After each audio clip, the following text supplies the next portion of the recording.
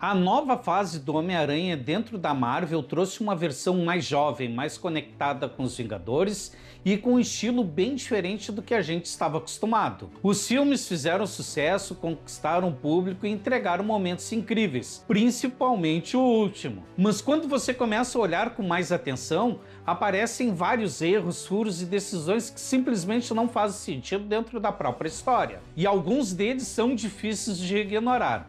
Vem comigo que hoje a gente vai falar sobre os erros da trilogia do Homem-Aranha no UCM.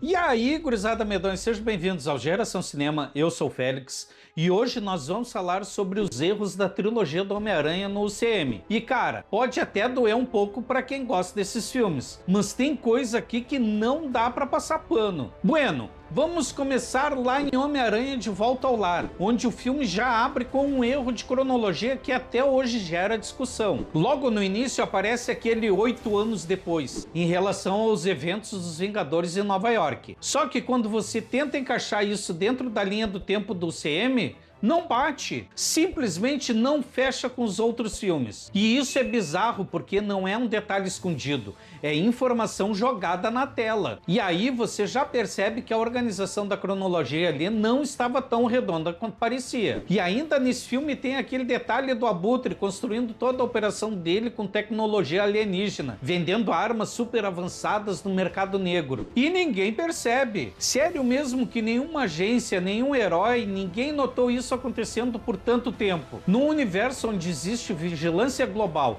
tecnologia absurda e até o Tony Stark monitorando tudo, isso passar batido é meio difícil de engolir. E já que a gente falou do Tony Stark, esse é outro ponto curioso. O nível de tecnologia que ele entrega para o Peter é absurdo. Traje com inteligência artificial, centenas de funções, modo de combate automático, praticamente um exército portátil. Só que aí vem a pergunta, por que ele dá tudo isso para um adolescente que ele acabou de conhecer? Não é nem questão de confiança, é imprudência mesmo. E isso fica mais estranho quando a gente vai para Homem-Aranha longe de casa, porque ali o Peter recebe um sistema capaz de controlar drones militares com poder de destruição gigantesco. E o melhor de tudo, sem praticamente nenhuma verificação. Tipo assim, você piscou errado e já pode causar um desastre global. E o filme até usa isso como parte da história, mas ainda assim é um nível de responsabilidade absurdo vindo do Tony Stark. E aí entra o mistério, que consegue enganar o mundo inteiro com uma ilusão gigante usando drones.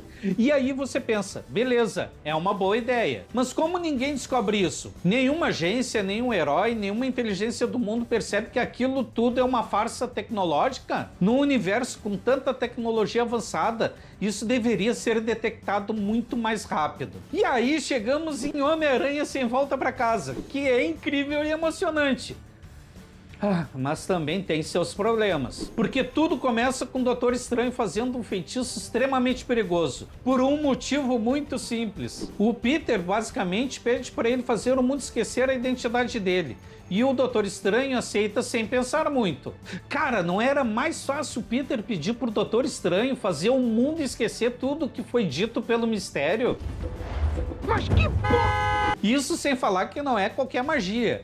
É algo que mexe com a realidade. E aí, durante o feitiço, o Peter começa a mudar as regras no meio do processo. E o Estranho simplesmente continua. É muito estranho. Sendo que ele é um dos magos mais experientes do mundo. Isso já é meio difícil de aceitar. E aí o feitiço dá errado e começa a puxar personagem de outros universos, o que gera todo o caos do filme. Mas aí entra outra questão. Por que só alguns vilões e personagens vieram? Se a lógica era trazer todo mundo que sabia quem era o Homem-Aranha, deveria ter vindo muito mais gente. Mas não, vieram só os que o roteiro precisava. E mesmo assim o filme segura isso muito bem por causa do fator emocional. E falando nisso, tem também a decisão do Peter tentar curar todos os vilões. A ideia é bonita, é nobre, mas é extremamente arriscada. Ele coloca todo mundo em perigo baseado numa esperança de que aquilo vai dar certo. E claro, dá errado em vários momentos. E no final o grande reset acontece. onde todo mundo esquece quem é o Peter Parker. E aí fica a pergunta, como isso funciona na prática? As pessoas esqueceram só o rosto dele ou esqueceram tudo relacionado a ele? Fotos somem? Registros desaparecem? Documentos deixam de existir? O filme não explica, e isso deixa um buraco lógico enorme, porque esse tipo de consequência deveria afetar muito mais do que é mostrado. E nesse momento eu fico pensando no coitado do Ned. Vocês lembram que o Peter era o único amigo dele na escola. E agora como fica? Já pararam para pensar que após o povo esquecer que o Peter existe, o Ned passou toda a vida escolar sem ter um amigo? E quando você junta tudo isso, dá para ver que os filmes são ótimos de assistir.